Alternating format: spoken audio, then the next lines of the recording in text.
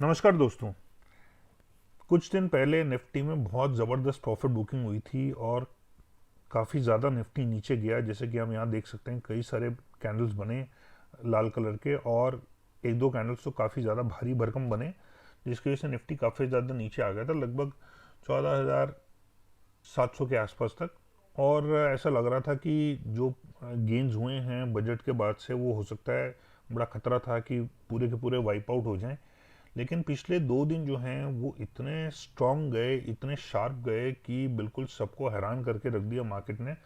काफ़ी लोगों को चौंका दिया, और इसमें टेक्निकल ग्लिच भी था जिसकी वजह से काफ़ी गड़बड़ हुई, और बीएससी में कई सारे ट्रेड्स होने शुरू हो गए जिसकी वजह से पूरी बाजी पलट गई।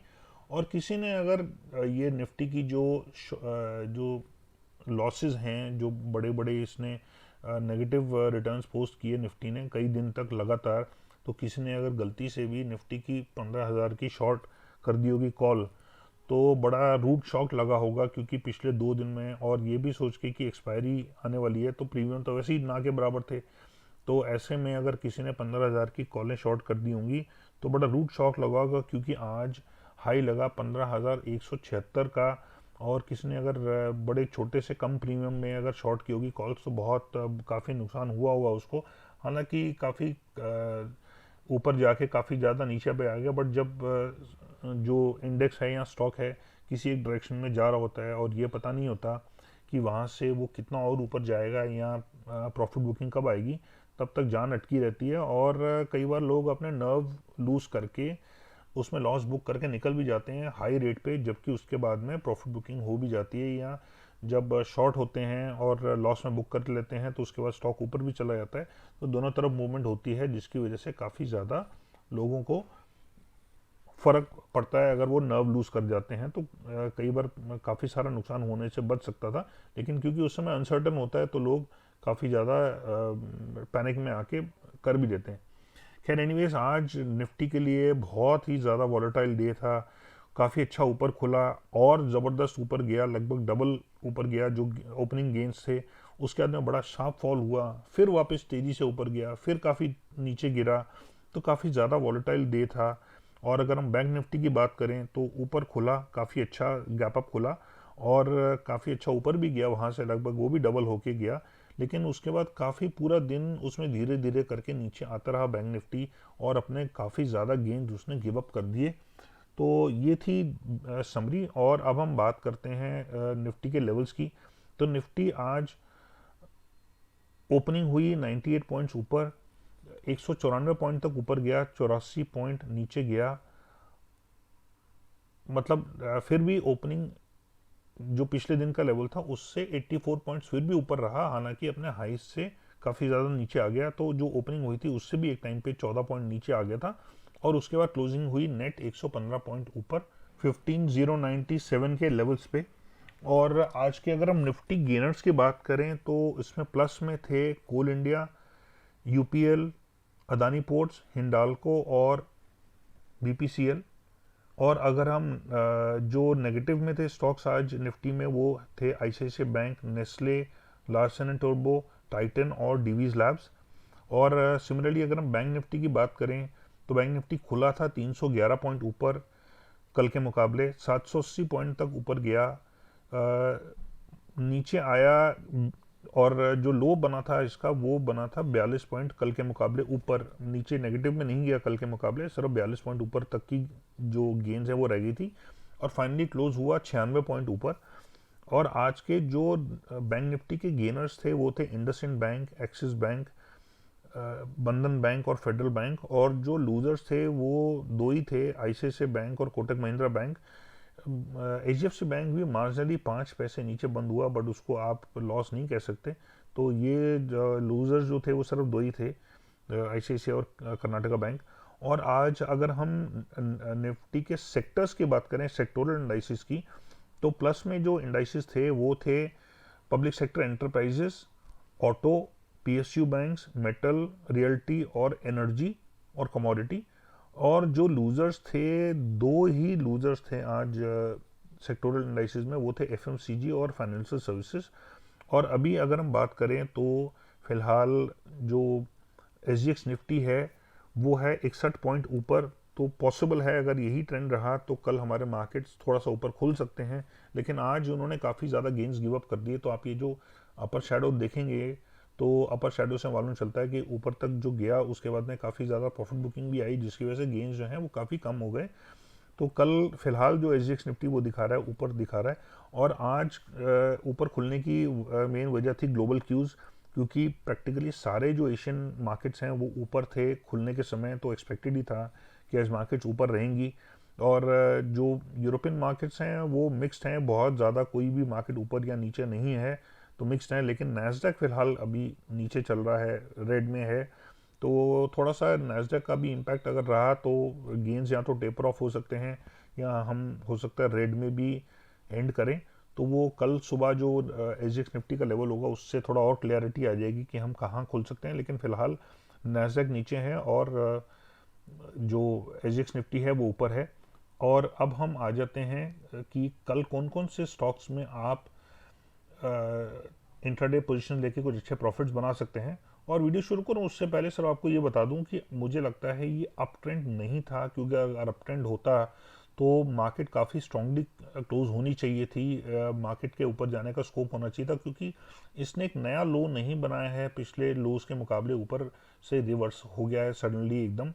और उसके बाद से इसको नए लोज के लिए अटेम्प्ट करना चाहिए थे। लेकिन आज काफ़ी ज़्यादा ये भी हो सकता है कि आज क्योंकि एक्सपायरी थी इसीलिए सेलिंग आ गई, जिसकी वजह से काफ़ी ज़्यादा गेंस जो हैं वो वाइप आउट हो गए ऊपर जाने के बाद में।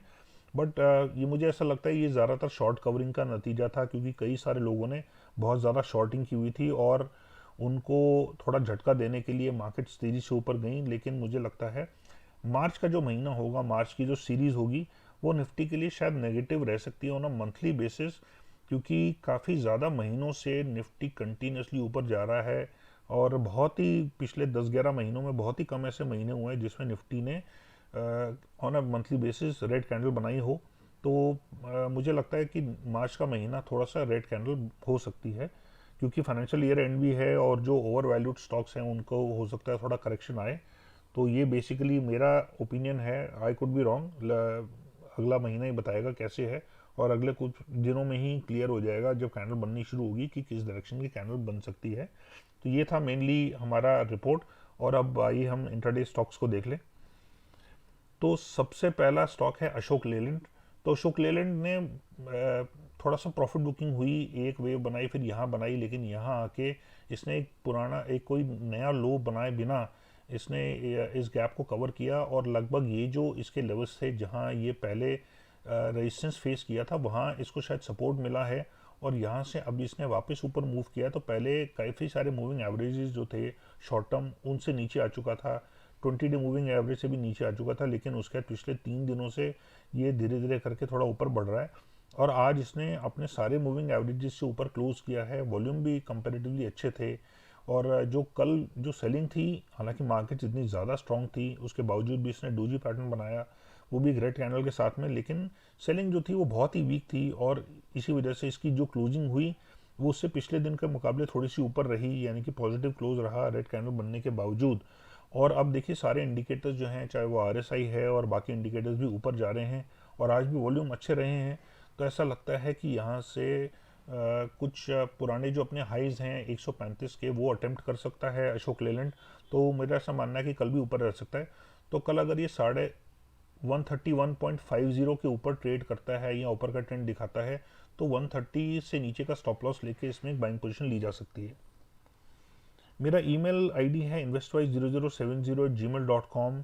तो अगर आप अपने ब्रोकर के पास बहुत ज़्यादा ब्रोकरेज रेट्स पे कर रहे हैं जिसकी वजह से आपको प्रॉफिट उतने ज़्यादा नहीं हो पाते, या आप अपने ब्रोकर की सर्विसेज से सेटिस्फाइड नहीं हैं, या आपको कोई आरएम नहीं है जो आपको हेल्प कर सके छोटे छोटे इश्यूज़ को हैंडल करने में, या आपको कोई गाइड करने वाला नहीं है कि आप कौन से स्टॉक में इन्वेस्ट करें, कौन से प्राइस पे आप एंटर करें, कौन से प्राइस पे आप एग्जिट करें ताकि आपके प्रॉफिट ज़्यादा से ज़्यादा बन सकें, तो आप मुझे इस ईमेल एड्रेस पे लिख सकते हैं और मैं आपका एक बहुत ही रिप्यूटेड बुकिंग हाउस के साथ अकाउंट खुलवाऊंगा, जिसमें आपको सर्विसेज तो बेटर मिलेंगी ही मिलेंगी, साथ में आपके जो ब्रोकरेज रेट्स हैं वो भी से काफ़ी कम होंगे, और आपको मैं पर्सनली गाइड करूंगा कि आपको कौन से स्टॉक में इन्वेस्ट करना चाहिए और कब बाहर निकलना चाहिए।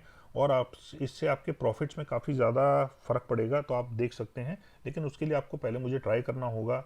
तो आप मुझे इस ईमेल एड्रेस पे लिख सकते हैं और उसके बाद हम उसको आगे बढ़ा सकते हैं। और अगर आप मेरे टेलीग्राम चैनल के या मुझे मेरे ट्विटर पे फॉलो नहीं करते हैं, टेलीग्राम चैनल के मेंबर नहीं हैं, तो आपको दोनों के लिंक्स डिस्क्रिप्शन में मिल जाएंगे। आप वहाँ पे क्लिक करके मुझे फॉलो कर सकते हैं या मुझे ज्वाइन कर सकते हैं। और अगर आप चैनल के सब्सक्राइबर नहीं हैं तो सब्सक्राइब कीजिए और बेल नोटिफिकेशन जब आप प्रेस करेंगे तो ऑल सेलेक्ट करना मत भूलिएगा, नहीं तो आपको सारी वीडियोस के नोटिफिकेशन नहीं मिलेंगे। और अगर आपको वीडियो पसंद आए और इन्फॉर्मेटिव लगे तो इसको लाइक और शेयर करना मत भूलिएगा, ताकि हमारा भी हौसला बढ़ता रहे। नेक्स्ट स्टॉक है एक्सिस बैंक। तो एक्सिस बैंक का देखिए काफ़ी अच्छा ऊपर तक गया, यहाँ पे कंसोलिडेशन करके ऊपर गया था, लेकिन यहाँ पे सडनली उसको 800 के लेवल्स के करीब सेलिंग मिली और 800 से ऊपर नहीं क्लोज कर पाया। उसके बाद 2 दिन इसने थोड़ा सा कोशिश किया स्टेबलाइज करने का, और लेकिन ऊपर नहीं जा पाया क्योंकि मार्केट में काफ़ी वीकनेस थी। उसके बाद जो वीकनेस है उसको और नीचे लेके गई, और इसने जो पुराने यहाँ के लोस थे उससे थोड़ा सा नीचे क्लोज किया। तो ये थोड़ा सा कंसर्निंग फैक्टर है कि इसमें थोड़ा सा वीकनेस अब दिखाई दे रही है। और कल बहुत शानदार इसमें बढ़त मिली, बहुत स्ट्रॉन्ग कैंडल बनी, बड़ी कैंडल बनी, लेकिन वॉल्यूम्स बहुत ही ज़्यादा कम थे, जो कि अच्छी बात नहीं थी। वॉल्यूम इसके ज़्यादा स्ट्रॉन्ग होने चाहिए थे, बाइंग इंटरेस्ट ज़्यादा दिखना चाहिए था। और आज काफ़ी स्ट्रॉन्ग गैप अप ओपन हुआ, जिसकी वजह से ये ऑलमोस्ट 3% ऊपर क्लोज हुआ। लेकिन अपने जो हाई जिसने बनाया आज करीब 783 हाफ के, वहाँ पे इसको सेलिंग का सामना करना पड़ा। और इसने जो पहले यहाँ पे भी इसने अटेम्प्ट किया था 780 से ऊपर क्लोज करने का और फेल हो गया था, उसके बाद आज भी इसने अटेम्प्ट किया और फिर आज 780 से ऊपर क्लोज नहीं कर पाया, जबकि कल के मुकाबले वॉल्यूम काफ़ी ज़्यादा थे। तो और दिन भी आज कंड्यूसिव था, काफ़ी ज़्यादा अच्छा दिन था, आज मार्केट्स काफ़ी ऊपर थी। तो ये भी ऊपर क्लोज कर सकता था, अगर 780 से ऊपर क्लोज करता तो काफ़ी स्ट्रेंथ इसमें आ जाती और ये नए हाईज अटेम्प्ट कर सकता था। लेकिन क्योंकि आज काफ़ी ज़्यादा सेलिंग देखने को मिली है, तो ऐसा लगता है कि कल शायद ये नीचे रह सकता है। तो कल अगर ये 770 से नीचे ट्रेड करता है और या नीचे का ट्रेंड दिखाता है, तो उसमें 775 का स्टॉप लॉस लेके इसमें एक सेलिंग पोजीशन ली जा सकती है। नेक्स्ट स्टॉक है डीएलएफ।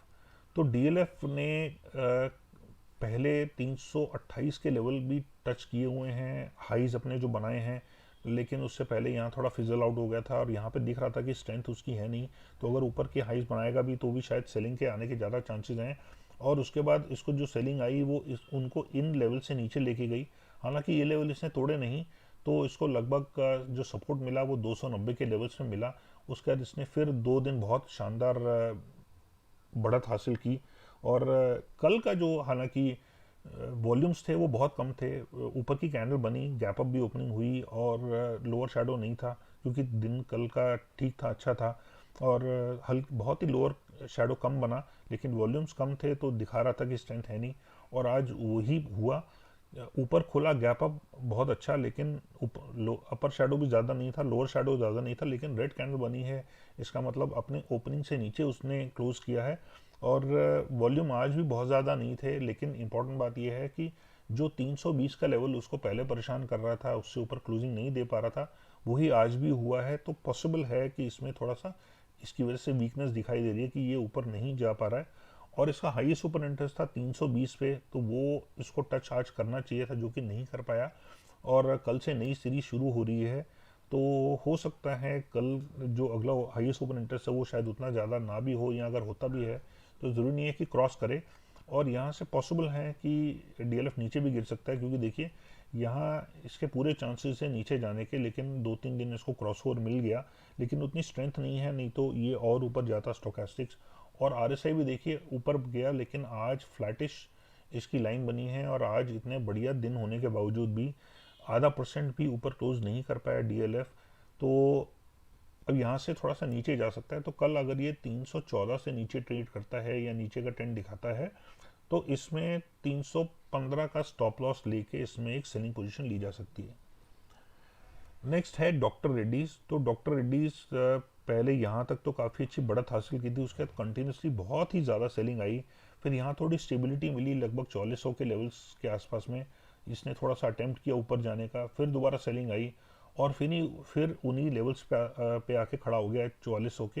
लेकिन अब यहाँ ऐसा लगता है कि शायद इसको थोड़ा सपोर्ट मिल रहा हो, क्योंकि पिछले कई दिनों से सेलिंग होने के बावजूद भी इसने 4400 के लेवल से नीचे नहीं क्लोज किया है।